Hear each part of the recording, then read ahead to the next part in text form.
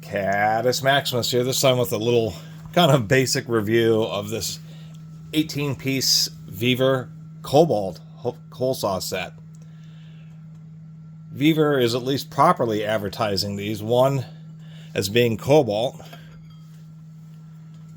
8%. What that means is that we have, I think, either a mild steel or an alloy steel backplate and body. These are proper with thick black plates. They aren't just stamped steel cups. This whole set is $75. It is a promotional product. I appreciate them sending it to me. I'm not going to do a lot of drilling with these because I think I'm going to give them away as a Christmas gift. But for $75, properly advertised means that they're actually giving you 18 hole saws, plus arbors for the small hole saws and a pin drive arbor for the larger ones. And not only the arbors come with center drills, but they include 4 extra center drills, which I actually thought was a nice touch. But so you're getting 18 hole saws plus 2 arbors, so I guess I'd technically make it a 20-piece set. Many other manufacturers, when they advertise the number of pieces, they're including any extensions and arbors, where Vevor is just mentioning the number of hole saws. So it's not bad getting 18 pieces. Cobalt, once again, we have a standard steel body, and they weld what is known as high-speed steel, which is the same material that drill bits themselves are made out of. And then these have Cobalt, which makes them more expensive, but it makes the teeth more heat-resistant and harder, a little bit more brittle. And that's one thing I was noticing, is I can run my finger over these, and I was thinking, they're not quite as sharp as, say, some Lennoxes or some others. But what I was noticing is that the teeth actually, instead of they don't hook over quite as much as some other brands of hole saws. And I think that's essentially to help reduce the likelihood of the teeth chipping when you're drilling through metals. And that's really what a Cobalt hole saw set would be optimized for, is drilling through metals. Not to mention that the higher heat resistance of Cobalt will help them last longer, because most people run hole saws way too fast. Most people don't realize that when you're running drill bits or hole saws or anything like that, there's actually optimal speeds depending on the size of the bit. A small bit you run faster than you do a larger bit. And most people run hole saws just way too fast. It's actually pretty difficult to run them as slow as recommended. And I was going to give Vevor credit for actually including a speeds and feeds chart. We can see if you're drilling stainless steel on the little 3/4 inch one, this tiny one, you're only supposed to run at 230 RPM in stainless steel, 460 RPM in regular steel. And the larger sizes, look at that, the 4.5, or what is that? That is, oh, there we go. The 4.5 inch, 7,500 RPM in mild steel, 35 RPM and stainless steel, which is nearly impossible. You need a knee mill or something, machinist milling machine, to run a hole saw at 35 RPM with adequate torque. So most people don't have a choice. They have to use whatever 1/2 inch drill. They try to use the variable speed, but they run hole saws way, way, way too fast, and they build up tremendous amounts of heat, which causes the temper to get lost in the teeth, and for the hole saws to dull more quickly.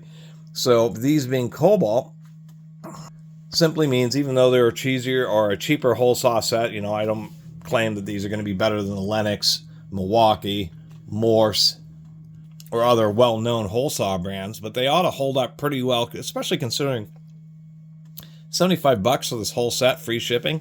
That's actually a pretty good deal. I mean, it's a better deal than Harbor Freight or anything like that. They're not perfect, such as on this particular hole saw, we can see where just something happened when they were doing the welding and one of the teeth got butchered.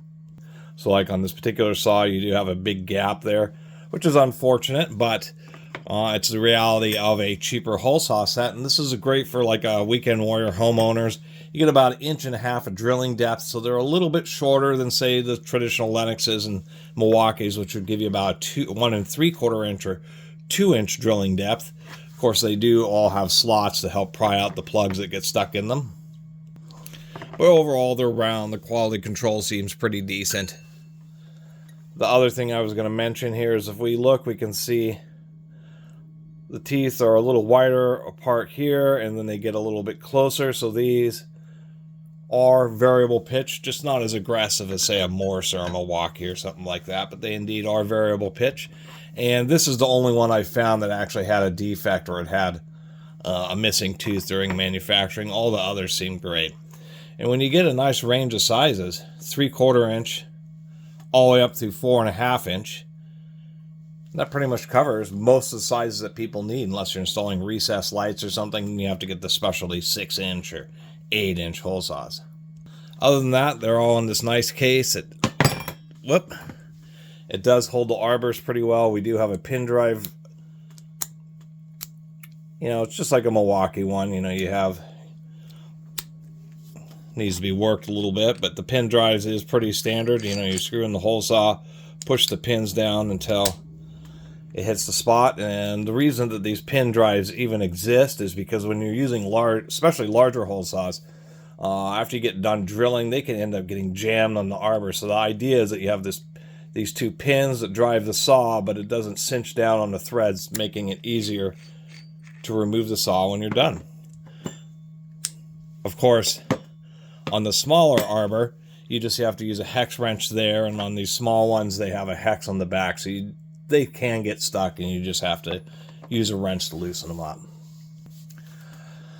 Other than that, not a lot else to say. As far as drilling a hole with a hole saw, it's just like drilling a hole with any other hole saw. Really, the test of quality would be to take these side by side and take a particular thickness of steel, or maybe even fiberglass, which is very abrasive, and drill still a series of holes and see which ones actually seem to last the longest.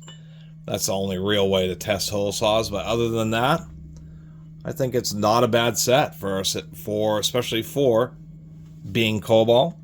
And the way that they've organized these, I think the kit is actually pretty good, because what they've done is they do nest some of the saws, but they have these little pins that they ride in so that the saws stay centered, and then the foam in the top. Some of these kits, they nest a whole bunch of hole saws into each other, and they're not very well retained, so the hole saws kind of beat each other, and that becomes an issue because, of course, the teeth are offset. Some are pushed to the outside, some are pushed to the inside to give it a curve, a little bit of area to cut through, and that ends up dinging up the sharp edge on the inside bent, or the inside angled teeth.